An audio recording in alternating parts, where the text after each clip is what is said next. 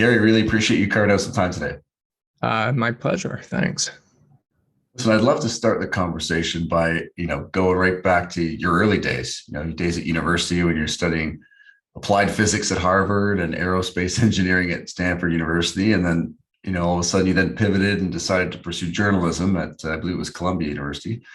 What steered you in that direction at that time? The fact that I would have been a lousy physicist and maybe even a worse aerospace engineer. It's a cliche. I was trying to find myself in my youth. I was lucky enough or fortunate enough to get into very good universities and squander tens of thousands of dollars of my father's money while I was searching. But it was clear that I wasn't cut out to be a physicist. And my master's in aerospace at Stanford was a learning experience that I probably wasn't cut out to do that either. All along the way, though, I had wanted to get into journalism. I had read All the President's Men, a book by Woodward and Bernstein about Nixon and his impeachment, and that's what I wanted to do with my life. And Columbia was an opportunity to get the education I needed to make up for the time I had lost studying science. And then once I had a journalism degree, turned out the only job I could really get was as a science journalist. But it also turned out that there was a need for investigative science reporting, which I was unaware of then. And I've been doing that now for almost 40 years, 35 years. So tremendous. And if we take a little tangent here, what makes a good journalist or a good writer? Same thing that makes a good scientist: curiosity and an unwillingness to sort of settle on the first or even second thing you're told as, the reality of what you're trying to write about. So I don't know why some of us are more curious or less satisfied than others when it comes to answering questions, but the non-technical phrase would be to have a good bullshit meter, the ability to make some decision about whether what you're being told is an explanation for some phenomenon, whether it's a social phenomenon that you're reporting about as a journalist or a scientific phenomenon. Does what you're being told make sense? And if it doesn't make sense to you, the willingness to keep asking questions. I used to tell scientists when I'd interview them that I would apologize because I said I'm going to ask some stupid questions most likely, and I would like when you answer these questions to pretend you're trying to explain this to your dog, and then we might hit the right level of explanation. And there are some fields that clearly, I had the advantage when I started my career reporting about physics, and there were some fields that my brain just couldn't wrap itself around, and that was clear when I was studying physics too. But quantum optics was an example. I used to do these stories for the journal Science, and they'd give me a headache just trying to follow what the researchers were telling us. Others are surprisingly not that difficult. They are amenable to, a reasonably intelligent person asking questions until they get a response that seems to make sense. And then having some way to assess whether the conclusions you're coming to are valid, are viable hypotheses. And that's true both of science and journalism. You're trying to elucidate something that nobody knows in both in investigative journalism and in science. Although the differences in investigative journalism, some people might know it, they're just not telling you. And all these questions about issues about being skeptical of your own thinking, being critical of your own hypotheses, being willing to try and find ways to test that hypothesis. So they all come in. And there are a lot of people out there who would say that I do my job badly. So just as I'm arguing that a lot of scientists do their job badly. So it ends up being, judgments being made that you hope you can live with. In that early part of your career and then working as a science journalist, what were some of the challenges or skills that you learned as you worked your way through that?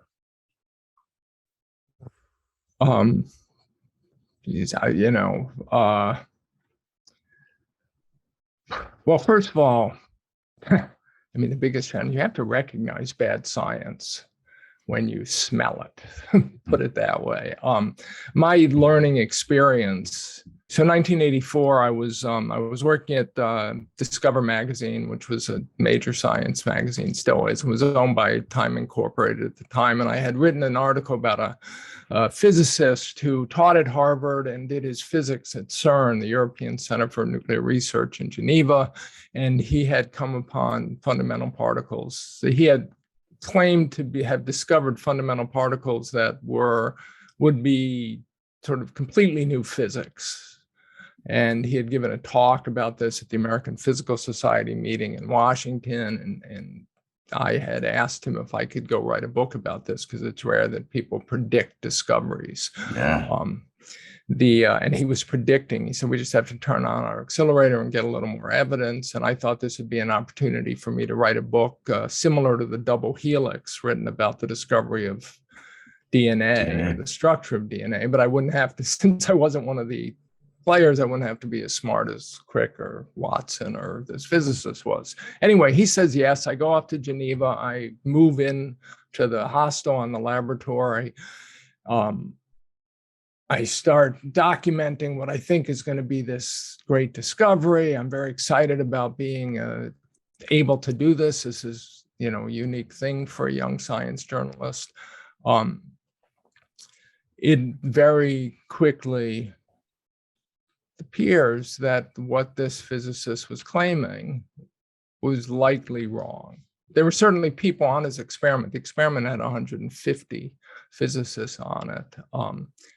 Clearly, a significant proportion of the physicists on the experiment thought it was wrong. And I spent the next 10 months watching them come to understand how they were wrong and interviewing them. And I was embedded, today we would say I was embedded with the physicists. And it was kind of a remarkable learning experience, and how hard it is to do science right, how meticulous your understanding of your equipment has to be, and how easy it is to get the wrong answer if your understanding isn't good enough, and how difficult it is to know when your understanding of your equipment is good enough to know that you can believe what you think it's telling you.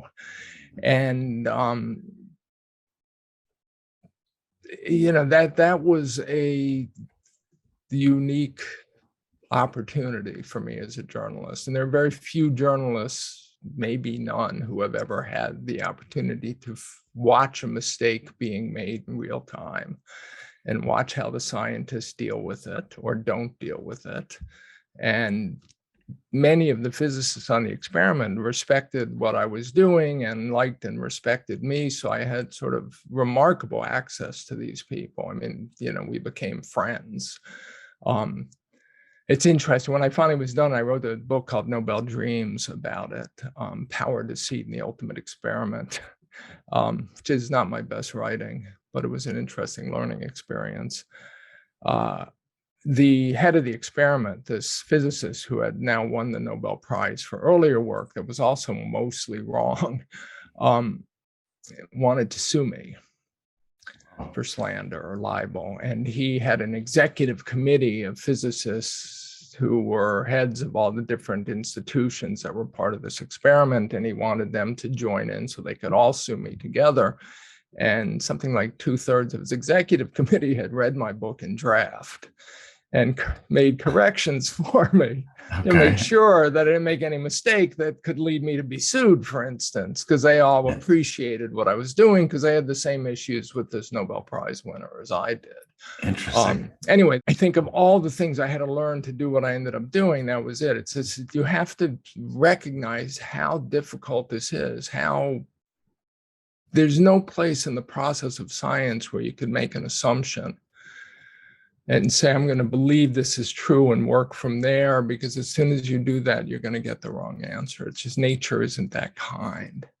And all my books, my second book, which was about this great scientific fiasco that followed called cold fusion, today is actually the anniversary of the announcement of cold fusion. I think of it as National Bad Science Day, or it should be International Bad Science Day.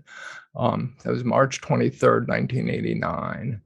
And that was another example, I came into that later because it was announced in March and I only started reporting it as a book probably, 6 weeks later, and things are moving so fast that a lot had happened in those 6 weeks. Yeah. But again, the book ended up being called Bad Science. And it was an opportunity to really understand how some very good researchers got misled by their experiments and their hopes and their dreams and what they wanted to discover. And if you don't recognize that, it's hard to understand really the scientific process. A lot of journalists, what we do for a living is we write about what we think is good science. Mm-hmm. And we trust the journal and we trust the scientists that they did a good job. And so we can report this. And, maybe you'll get one quote from someone saying, well, it's interesting, but I don't really buy it. Very few journalists get the opportunity to really study bad science and to understand how prevalent it might actually be. And I don't think we know.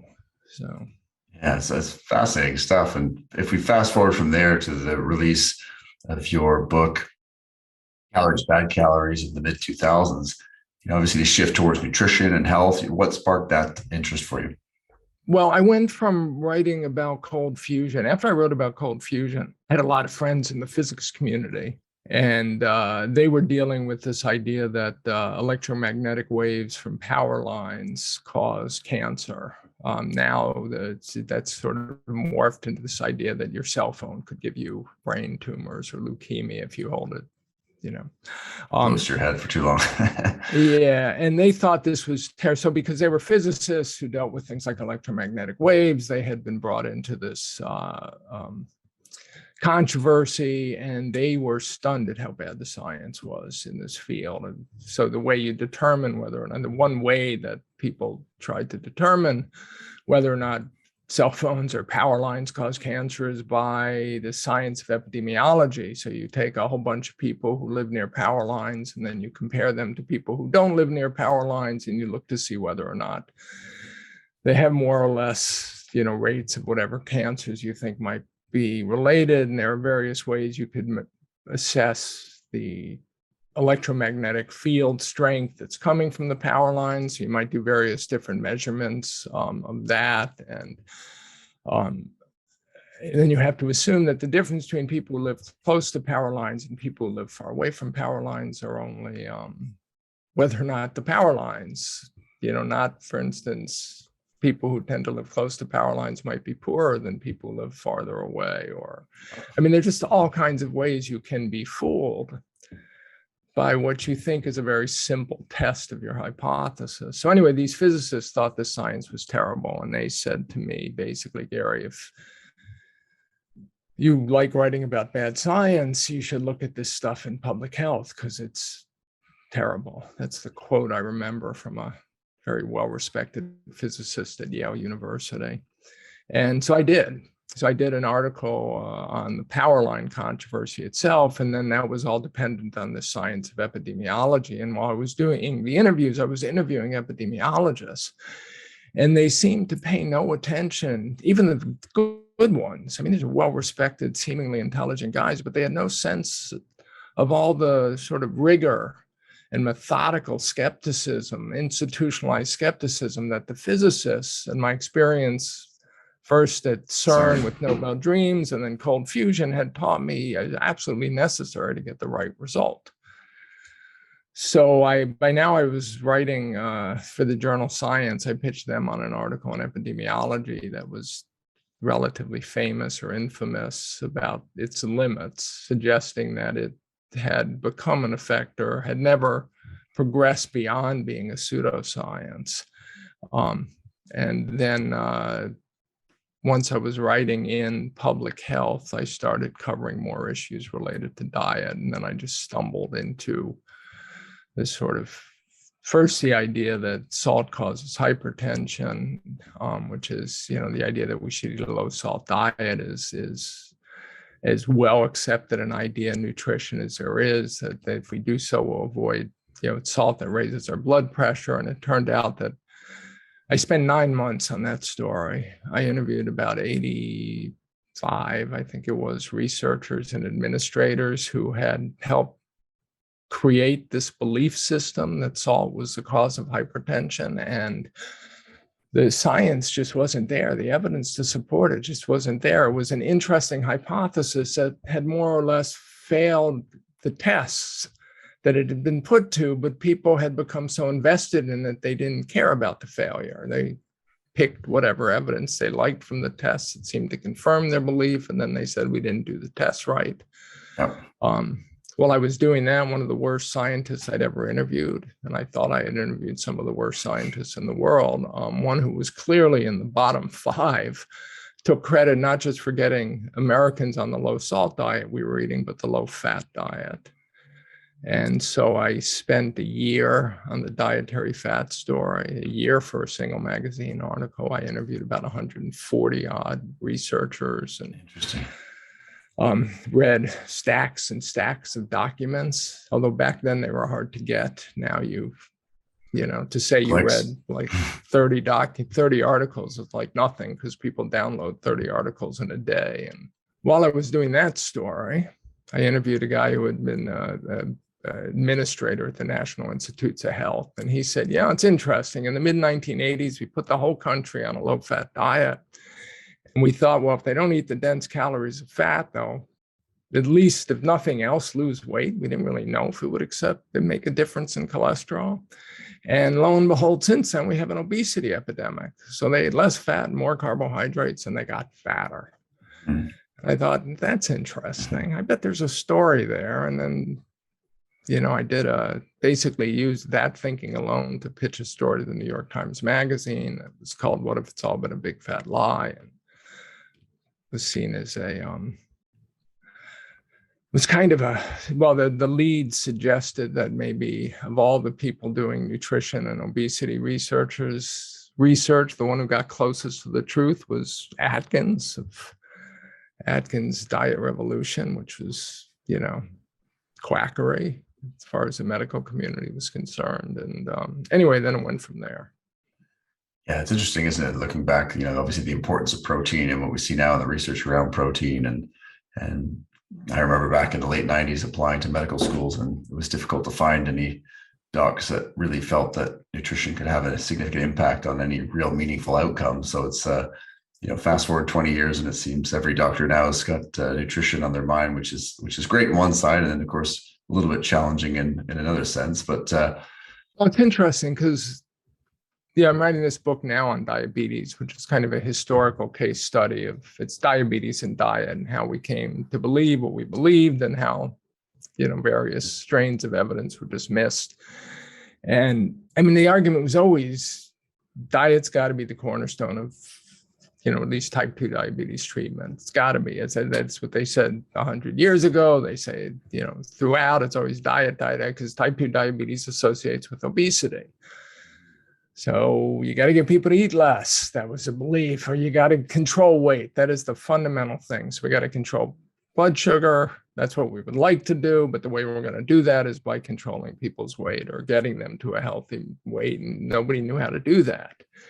And because they didn't know how to do that, rather than assume that their dietary therapies or dietary thinking was incorrect, the physicians just assumed that none of their patients wanted to stay on diets. What people like me have been arguing is the reason they want to stay on diets is because the diets you told them to eat didn't work.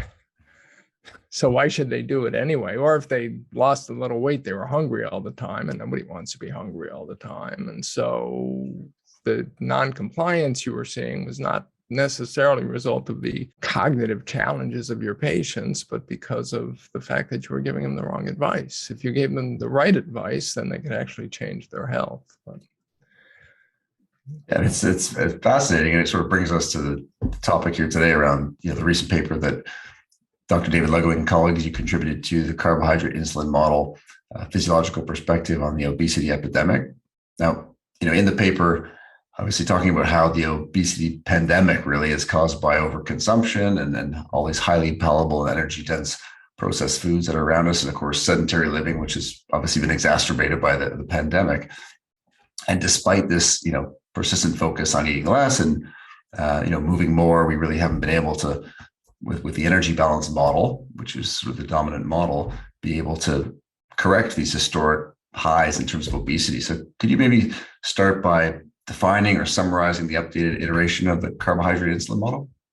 Well, let me start by defining what we mean by the energy balance model. Sure.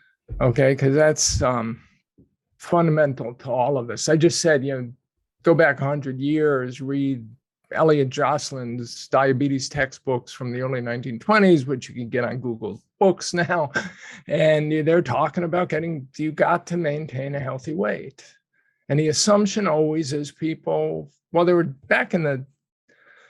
until 1931, there were two competing hypotheses of obesity. Nobody quite recognized it as that, but there was this idea that some people are just predestined to get fat. No matter how much they eat, how little they eat, their bodies are going to store fat. And so we'll call that the sort of physiological model. And then there was this gluttony and sloth model. The rest, some people are obese and clearly eat enormous amounts of food, and they're sedentary. So physicians, obesity influencers of the era would look at them and say, well, they eat a lot, they're obese. Obviously, that's why they're obese. And as for these other people who don't eat a lot, but are also suffer from obesity, we don't know what the answer is. So you've got this 1930, a researcher named Louis Newberg comes along from the University of Michigan. And at this point, obesity science is it's a half a dozen to a dozen physicians from around the world, many of them who deal with diabetes as well, speculating in textbooks and articles now and then what might be the cause of this issue. Again, some people eat a lot. For them, they eat too much, and some people, who knows? And so Newberg claims to prove experimentally that obesity is a calorie imbalance issue. And the way he does it is he takes a half dozen people, 5 of them are obese, and he starves them, and he starves a lean person, and they tend to lose weight at the same rate. So from this, he concludes that they get fat because they eat too much, and they get thin when they eat less, and that's all you have to know. And then he manages to convince through the world that this is the case. I mean, it's what, the first animal models for obesity appear in the late 1930s. Lesion, the ventromedial hypothalamus of a rat or a mouse, and you can make it obese. And one of the researchers who's studying those, guy getting his medical degree at Yale named John Brobeck, has read Newberg and decides that he knows Newberg has stated unambiguously that obesity is always caused by eating too much. And Brobeck notices when you lesion these rats that the rats eat a lot. So ergo, he's discovered the cause of obesity in the rats, which is that they eat too much. And World War II comes along, and Brobeck is the only researcher whose career, Brobeck and Newberg together, like the only researchers whose career span the war years. And so when the war's over, this idea that obesity is always caused by eating too much is a conventional wisdom. And then it morphs into this idea that it's not just eating, it's eating too much in respect to how much you're expending.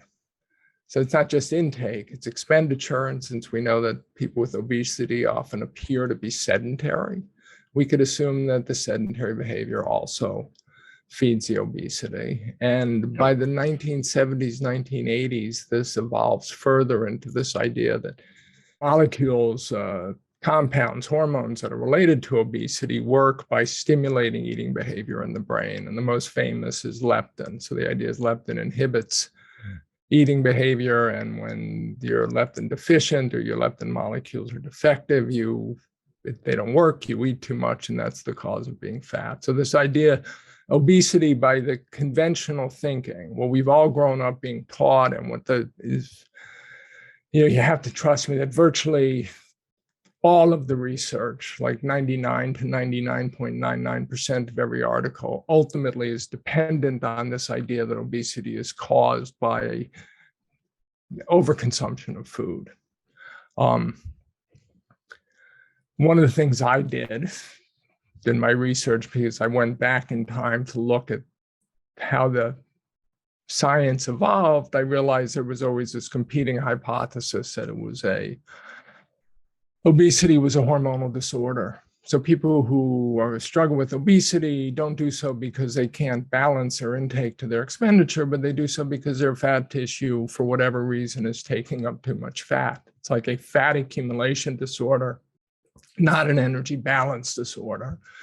And by the 1960s, it was clear that the hormone insulin regulated, for all intents and purposes, was a dominant hormone regulating fat storage and fat cells.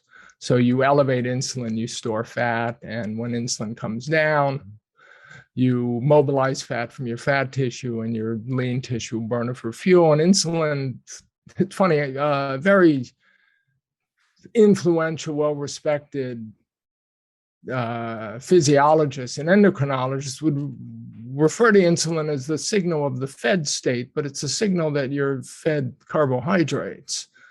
So what insulin did was it linked the carbohydrates in the diet to fat storage, which is ironic because people think you eat a lot of fat, you get fat. And it's true that you store most of the fat that you eat, but it is that fat storage is dependent on the insulin response, because what your body wants to do when you eat a mixed meal is it wants to burn the carbohydrates because high blood sugar is toxic.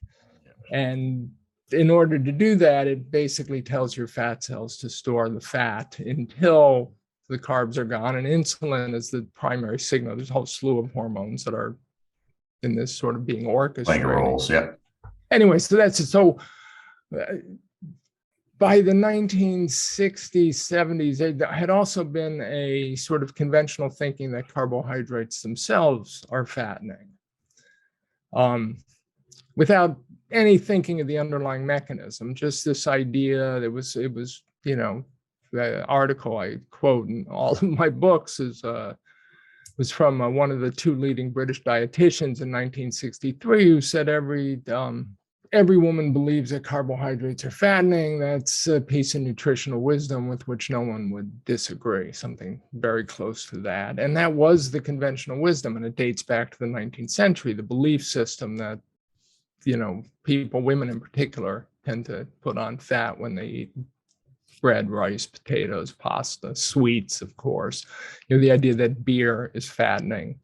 You know, it's called a beer belly for a reason, not because you eat butter when you drink the beer, but because the beer itself is fattening, although the conventional wisdom would have been that it's too much calories. So anyway, I and others, including most prominently David Ludwig and Marc Friedman, who was another one of the co-authors on this article, sort of have been dragging this carbohydrate-insulin model out of obscurity and trying to put it back as a competing hypothesis. So it's not that you get fat because you eat too much and expend too little, or because the brains of people who struggle with obesity can't balance their intake to their expenditure, but that their response to the carbohydrates of the diet is to store excess fat. And if that's true, it changes everything about how you think of the implications of the dietary, for diet, for prevention, even for treatment.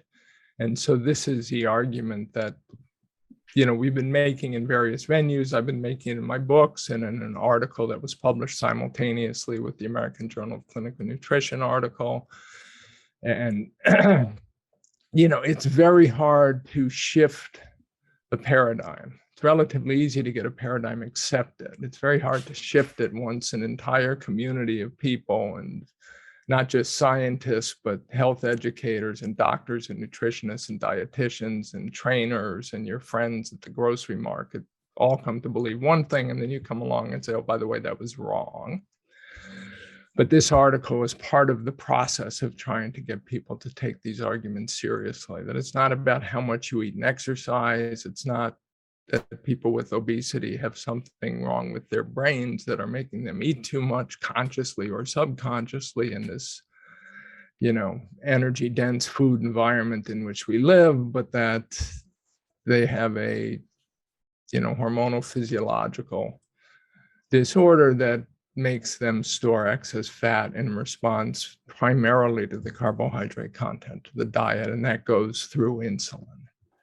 Yeah, it's a really interesting paper. And, of course, you guys recognize that both the energy balance model and the carbohydrate insulin model both recognize that, these changes in food quality are going to be driving things like weight gain, but obviously that glycemic load playing a really key role, like you mentioned in the carbohydrate insulin model. Can you walk us through again some other examples of why that glycemic load is such a key player in that whole story? Well, the glycemic load, I think there's actually more to it than we put in the article, but the idea is, so we know that, well, obesity and diabetes prevalence has exploded in the past century and a half, and then particularly in the past half century since the late 1970s in the United States. This observation of obesity and diabetes epidemics exists worldwide. Whenever a population transitions from whatever its baseline diet is to a Western diet and lifestyle, they sooner or later experience explosive increases in obesity and diabetes. And the conventional thinking, again, is that they have too much food available, it's too tasty and palatable, and transitioning to a Western lifestyle, usually includes also more sedentary behavior. You have more labor-saving devices, so you get an imbalance in energy. That's why you get fat, and the process of getting fatter or the obesity itself triggers the accompanying diabetes epidemic. And by that approach, there are a lot of implications. For one of them is there are no bad foods. So calorie is a calorie. So you can't blame sugar or white bread or high glycemic index foods. You can blame foods for being too dense in calories. You could blame them for being too tasty, so you eat too much of them. You could blame them maybe for somehow tricking your brain into eating too much. But ultimately, it comes down to this conscious or subconscious overconsumption. Again, the carbohydrate insulin model is that the greater the effect that the food has on insulin secretion. And it could be immediate, which would be through glycemic index and glycemic load, or it could be a slower process through creating insulin resistance, which, is the condition that sort of the fundamental defect in type 2 diabetes, and obesity is an insulin resistant state. So when you're resistant to the insulin mediated uptake of glucose by cells, you secrete more insulin in response. And that means when you're secreting insulin, you're basically storing fat. And this drives fat accumulation. So that would be a mechanism related to glycemic load, but it also might be a mechanism entirely different, like the fructose, the effect of fructose metabolism in the liver. Fructose is half of a sugar molecule. So these particular foods would indeed be fattening. I mean, it's funny, I hear a lot of debate and discussion, and I read Twitter, and there's all this discussion about the carbohydrate insulin model. The carbohydrate insulin model is carbohydrates are fattening. If you have them in the diet, you're going to eat and you're susceptible to this problem, then you are going to store excess calories as fat. And if you don't want to store excess calories as fat, you don't eat these foods. Just like an example I used in my last book, I'm allergic to corn. And if I don't want to have gastrointestinal issues, I don't eat corn. If carbohydrates are fattening for me and I don't want to, have to deal with the fattening process, then I have to avoid these foods, which was sort of the argument made 197 years ago. And is the rationale then, Gary, that certain, again, phenotypes of people will be more sort of responsive to this? Because, obviously we see in whether it's bodybuilding or sport, various other things, high carbohydrate intakes and leanness and good metabolic health. But, we also see a swath of the population that obviously are struggling with weight gain, 2/3 of the population overweight or obese. We've got this prediabetes epidemic. Is it that swath this is more relating to versus the whole population?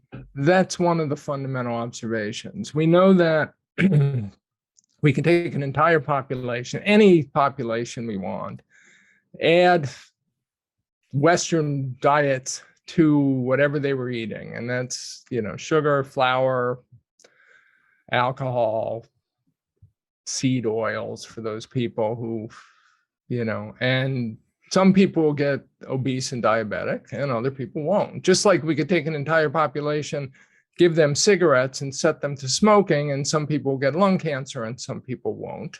And there may actually be a way to genetically determine who manifests the lung cancer phenotype, but nobody bothers to look because we know we can blame it on cigarettes.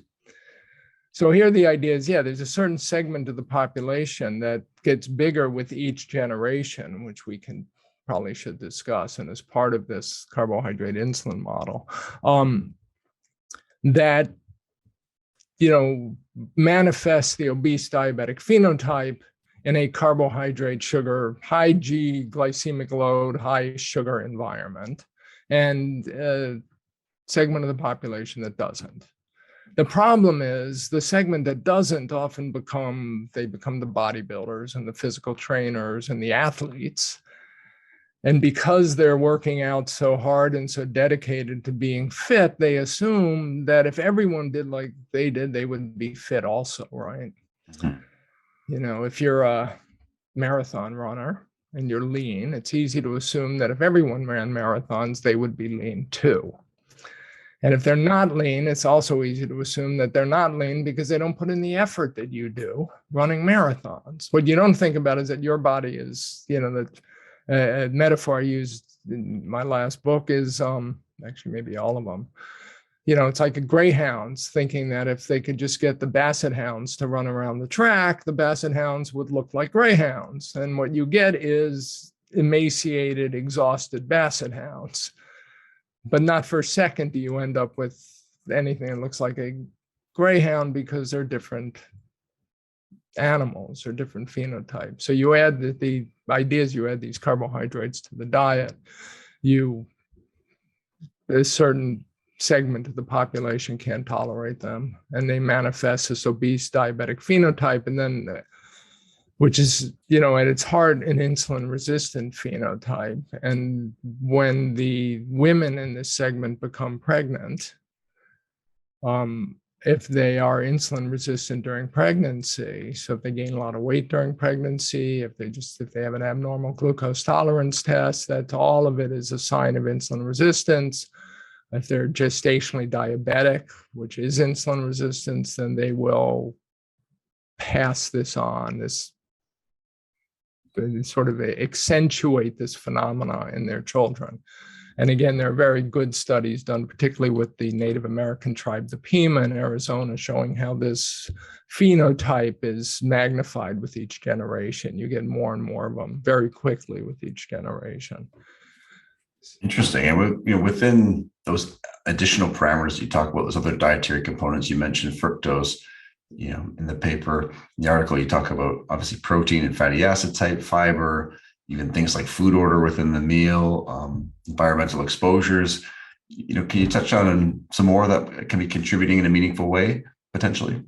Well, the way I think about it, and I may not be the best person to interview, is that I think it's relatively simple. You know, again, in the course of doing the research for good calories, bad calories, I had an opportunity that most scientists don't have, which is I could move from discipline to discipline to discipline. And everywhere I went, there were people implicating just the carb content of the diet and how it had changed and its effect primarily on insulin, or you could say insulin glucagon ratio or insulin glucagon and growth hormone.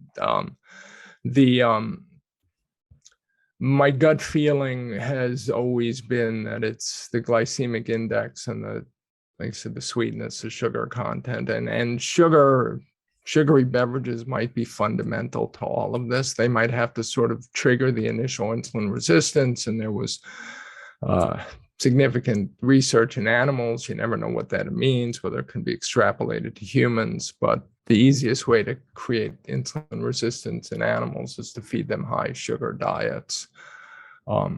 So I'm not sure how much the role of fiber would be to slow down the digestion, sort of lower the glycemic load and the glycemic index. When you're eating fiber-rich foods, you're not eating sugar-rich foods, you're not drinking Coca-Cola.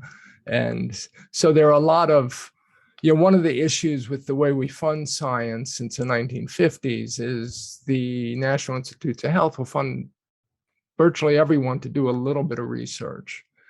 So they have no mechanism by which to target major problems and say we need to have a sort of Manhattan Project approach to funding this. We're going to pick, very good scientists to assess the data and determine which projects should be maximally funded and just fund 5 projects instead of 3,000. Mm-hmm. What they do instead is you put in proposals and people accept the proposals, and you end up with a whole lot of people doing a whole lot of sort of trivial to bad science and generating a whole lot of hypotheses that are never tested. And then you end up with this idea that these are complex multifactorial problems because your research enterprise has thrown up, a lot of flags. Yeah, a lot of dozens, thousands of possible, and any single one of them might be valid, but you don't know. When you, again, if you do the kind of exercise I do, where you spend this time in the history of the field, you had people in the early 19th century saying obesity rates are exploding and sugar consumption is exploding, or diabetes rates actually at the time, not obesity, and maybe there's a coincidence. And then you had people in India saying diabetes rates are exploding and sugar consumption is exploding in the population in which the diabetes rates are exploding. Maybe there's a connection. So it's sort of, it's a lot of evidence to indict the sugar and the high glycemic index carbohydrates as the triggers of obesity. And then again, working through these peripheral physiological mechanisms, not just by making people eat too much. Yeah, it often goes unnoticed that India is sort of the leader in type 2 diabetes around the world. We often think that the USA is holding that title, but not at this point. And, if we circle back to glycemic load, once we start adding protein and fiber and other nutrients, it does get pretty challenging to actually calculate, glycemic load. No, so how might that be, a testable hypothesis? Is there technology coming down the road, or are there ways to do it? No, there are ways to test all these things. The problem is, okay, so disorders like obesity and type 2 chronic disorders develop slowly. So one way to think about scientific experiments is they ask specific questions, and you only get the answer to the question you ask. So is the question, how does glycemic load influence body fat independent of how much I eat? Right? It might not be independent of how much I eat. The higher glycemic index foods might also trigger me want to eat more of the higher glycemic index foods, which I think they do. But the first question we want to know is, what's the role of the glycemic index independent of the caloric content on fat mass? So it takes a while to accumulate a noticeable amount of fat mass. And I can't just tell people to eat a high GI diet versus a low GI diet, because then I don't know if they've done it or not. Remember when we started this conversation, I said you can't make a single assumption that's untested, because as soon as you do, you'll get the wrong answer. So if I assume I can tell people to eat this versus that, and they will, and then when I publish the study, how do I know they actually did? Science isn't about taking things on faith. So you end up realizing that in order to do these studies, you have to do it long enough to accumulate significant fat mass, assuming your hypothesis is right. And you don't know what significant fat mass is. Is it a pound over 2 months, or is it a quarter pound over 2 months? Is it 10 pounds over 2 months? And then you have to make sure that they eat the food you've given them, and no more nor less. So it's not even enough to just give them food, because they might eat the food you gave them and then go out and have a Coca-Cola or a Gatorade at 7-Eleven. So now you have to kind of lock them away. Sounds like a metabolic ward study. And now you've got a metabolic ward study. So now you're paying hospital bed fees, in effect, to keep your patients subjects in your study. So that could be $1,500, $2,000 a night, plus everything else you're doing. And then you have to keep them there long enough to see a significant change on body fat. You have to make sure they only eat the foods that you give them and nothing else. So you can't have, a door in your laboratory that's unlocked that leads to the au bon pain in your basement, for instance, because you don't know if maybe when you're not looking, they're going down to the au bon pain having a croissant when they should be eating egg bites. All these things complicate science enormously, and they make it very expensive. You can do it a lot cheaper by doing these experiments in rats or mice, but then you don't know if they have any relevance to humans. Translate to humans, yeah.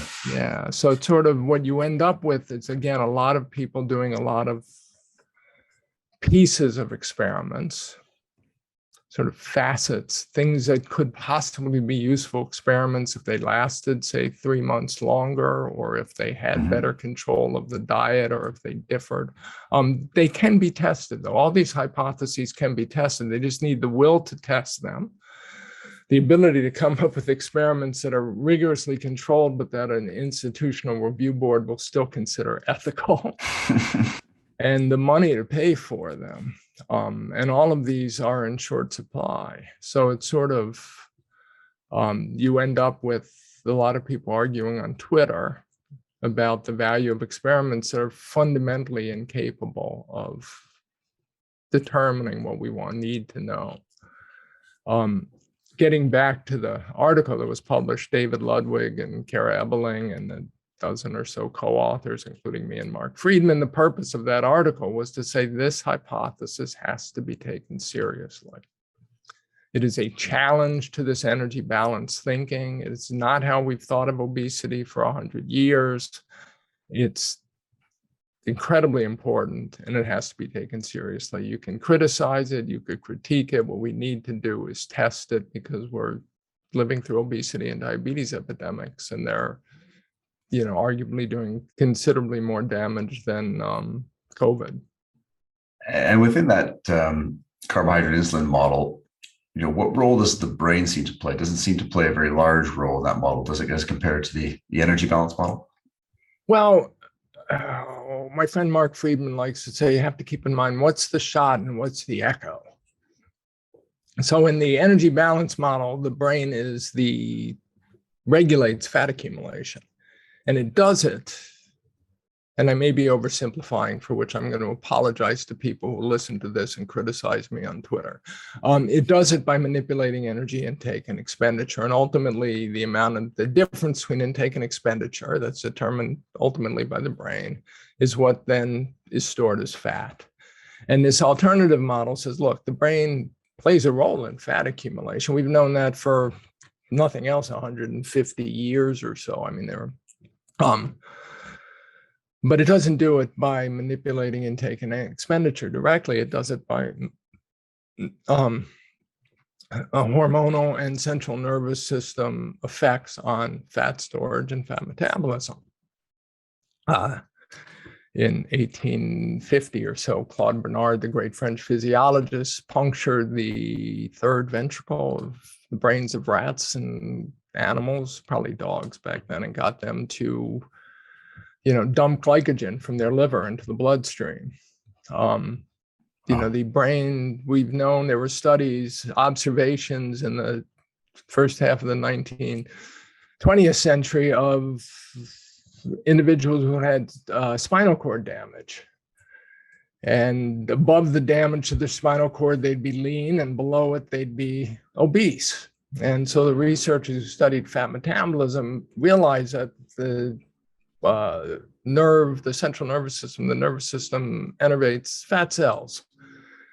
And it causes fat cells, you can stimulate nerves, and it will cause fat cells to dump fat into the bloodstream. And if you inhibit this stimulation, then the fat cells will hold on to fat. So we've always known it plays a role directly in fat storage and fat metabolism and carbohydrate metabolism. There's a concept called intermediate metabolism, which is basically what your body does with all the macronutrients you consume between eating it and excreting it. And it stores them and converts them into one into another and uses them for different purposes. And that's all part of this intermediate metabolism. And the brain plays a significant role in that, but not by determining what you eat or exercise, how much you eat or how much you exercise, but through these central nervous system and hormonal influencers. And then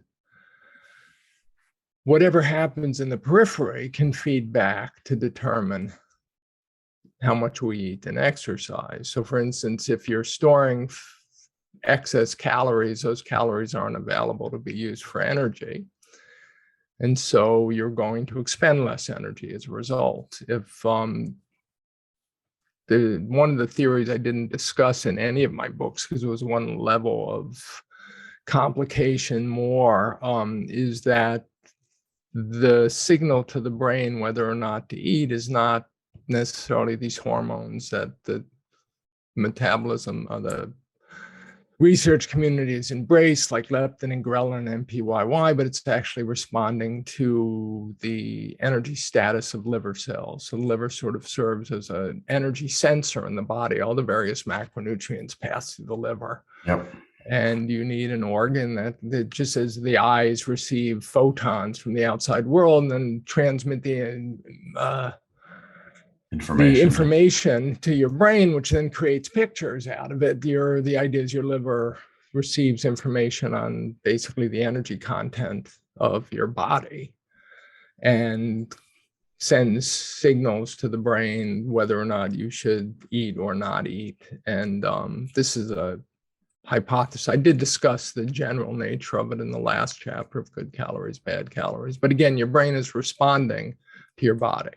So if we disrupt your body in such a way, if we give you a drug that'll make your body store fat, like insulin, for instance, you will respond by getting hungrier because your body is trying to grow, just as when your kids go through puberty and go through growth spurts, though, one of the reasons you'll know what's happening is they'll be hungrier than they were before because their bodies are now trying to grow. So, absolutely.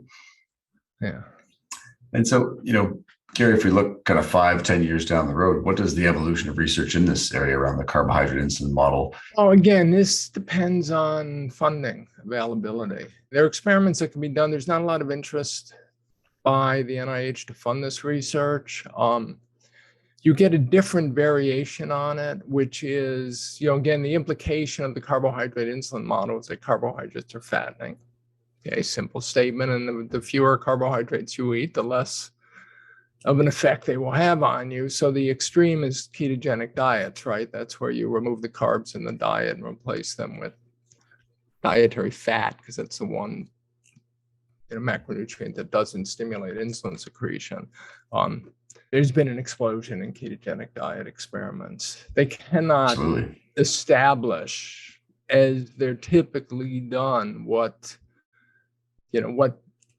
hypothesis of fat accumulation is being influenced here. There are ways to do it with ketogenic diets that we've tried to do in the past, that we've tried to fund with the not-for-profit I had co-founded. But those studies get funded. And probably in the neighborhood of 200 clinical trials that have now been done that are almost universally, the ketogenic diet turns out to be almost universally beneficial on almost any sort of physiological state that it's studied on. I'm skeptical of all that work, but it's pretty consistent and pretty compelling, and people are willing to accept that one implication of this is that ketogenic diets, keto, are healthy. Against that, you have this other force, which is the idea that animal agriculture is both unethical and, a major driver of climate change. So you have researchers and physicians and dietitians and nutritionists who are advocating more and more for ketogenic diets as the solution to many physiological conditions. And then you have a competing world of researchers and influencers and public health authorities arguing that ketogenic diets tend to be rich in animal products and they're bad for the environment. And we're all, nutcases. So it's hard to see where that'll play out. It's a constant day-to-day battle, and both sides think they're on the side of good science, which is fascinating. Both sides think in an ideal world, like I said, there would be some governing body of exceedingly good scientists who would come together and say, this is so important, let's figure out what experiments have to be done and what doesn't to figure out what's driving the obesity and diabetes epidemics. Because if it's people eating too much, that implies a whole world of different therapy and preventive measures. And if it's the quality and quantity of the carbohydrates people are eating. And so it has to be, I am still stunned that so little interest is generated by the funding organizations to solve this problem. Yeah, I mean, a couple of things come out there for me. The first is just around what we've learned with the pandemic of just how much waste is produced from medicine when we're doing these procedures that we don't need to be doing. That obviously all the sick people out there is leading to a lot of challenges when it comes to the environment. And the other is even just the trickle down effect when people adopt certain dietary patterns, when we see, protein intake going up and vegetable intake going up and changes in terms of that pattern, obviously having a big influence. And that's one of, my last book was called The Case for Keto, and I interviewed 120 plus physicians who had sort of converted to this way of thinking. And inevitably, the reason they converted was because they had struggled with their weight their whole life, or their patients. In this day and age, if you're in internal medicine or family medicine, your waiting room is full of people who are suffering the negative sequelae of obesity and insulin resistance and type 2 diabetes, and that's what you're treating. And they've been giving the same advice for 50 years and it hasn't made any difference. So they try the diet, or one of their patients does, and something, they go off carbohydrates, they abstain from carbohydrates. It's the easy way to describe it, whether they replace with, mostly protein or mostly fat or some combination of the two, and they get healthier. And that's how it spreads. If it's the patient, it convinces the doctor to try it. And if it works for the doctor, then he or she is going to try to convince more patients to try. And meanwhile, patients go home and their friends say, what did you do? And it used to be you were embarrassed to say what you did. Like you'd say, well, I did Atkins. And people would go, geez, you're going to kill yourself, dude. It's like all that bacon. I had one woman tell me that, when she weighed 280 pounds, nobody ever commented on her diet. But when she lost 140 of the 280 on, in fact, Atkins, they said, isn't all that bacon going to kill you? And she was so clearly healthier that she just, it's like, it's so, if what I'm describing, and this is, anecdotal and clinical experience, but people go from being unhealthy to being healthy. And the primary transition is giving up the carbohydrates in the diet. May not be the only thing they do, but that's what they think of themselves. And so that observation gets other people to do it. And it's become legitimized. If nothing else, we know now that this way of eating is safe. 20 years ago, when I first wrote about this, the assumption was that it was going to kill you. Very dangerous, Yeah. Now, clearly it's safe, at least in the short term. Knock on wood. Yeah. I mean, there's an interesting just sort of pattern of, as you mentioned, like clinicians and docs who have struggled being overweight for a large portion of their lives, seemingly adopting that, and then their client base, it seems to be a consistent pattern. So I find that quite interesting when we talk about the different phenotypes. And to your point before, I know Dr. David Unwin in the UK was mentioning when he first got introduced to low carb or keto diets for his clients, one of his clients had lost so much weight, he didn't recognize her in the waiting room, and she didn't even want to tell him what she'd done because she was worried she was going to get in trouble.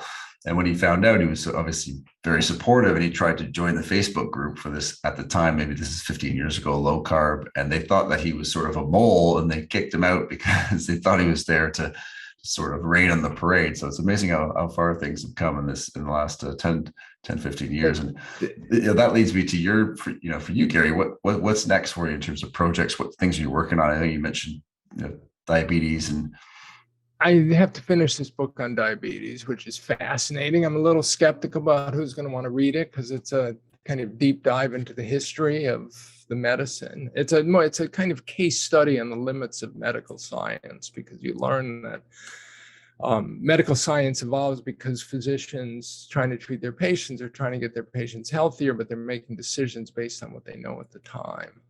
And they have no idea of how the decisions they're making based on the primitive state of the evidence at the time are then going to affect how their, the physicians who come down the line are going to interpret this evidence. So it's really kind of a case study in medical science more than any guide about how to eat healthy for the 1 in 7 Americans who are now considered to suffer from diabetes. Mm-hmm. After that, I want to do a book just on the history of the energy balance thinking. This is the, I know Kevin Hall and others are now trying to sort of recast the energy balance thinking as something that I don't believe it ever was. They clearly think they can argue that this is how it's always been perceived, but I want to write, this has been a theme or a chapter in every book I've written on nutrition. In some, like why we get fat, in the case for keto, it's been a dominant theme, but how we came to this idea that you get fat because you eat too much is a fascinating scientific story, and how that influenced everything that came after is, again, I got into this because I'm fascinated in good science and bad science and kind of how to do science right and how difficult it is. And all these books are variations on that theme. I've just been lucky that they've had implications, for how people should eat so that people would actually buy them. After that, I don't know, I may start a Substack newsletter on good science and bad science and see if I can write regularly about all these different issues, because they show up everywhere, I hesitate to touch the COVID science. It's like the third rail now, but it's just so common on all sides of these debates, the sort of failure to think skeptically enough about the hypotheses. And there's some really interesting lessons from the history of science now, just comparing how people used to discuss their hypotheses versus how they do today, how that's changed. I'm sure Twitter's not helping, right? Twitter is not helping now. Listen, I appreciate your time. I appreciate your insights. Last question for you. I know you're a big basketball fan, Spurs fan. Sadly, I don't think they're going to make the playoffs this year. No, but we got over the Spurs. But I was going to say, do you have any favorites this year leading into the playoffs? Well, okay, so let's talk basketball. When I moved out, I became a Spurs fan back in the early 2000s when I was rooting against the Lakers.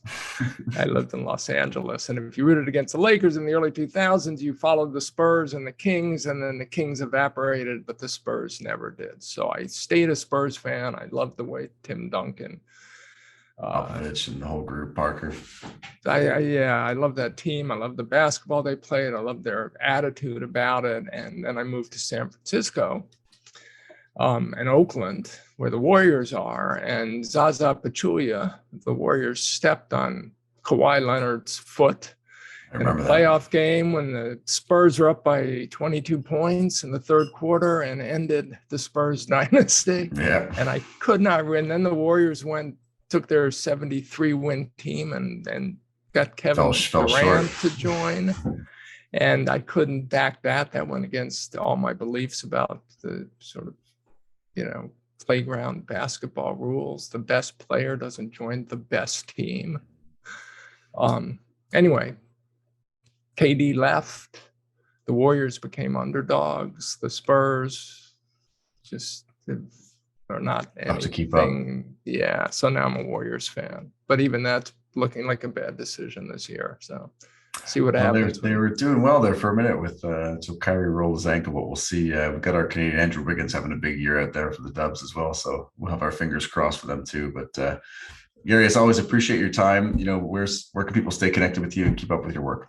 Well, Twitter, at Gary Taubes, and my website, garytaubes.com, which I don't pay enough attention to. And if I do start a Substack newsletter, which I might, hopefully it'll be this year, so you can go to my website, sign up for the newsletter, and then I will at least be able to let them know as on Twitter also.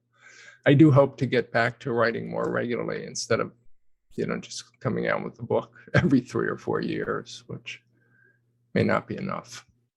Terrific. Well, listen, thanks again for the time, and be well. Thanks, Marc. It's my pleasure.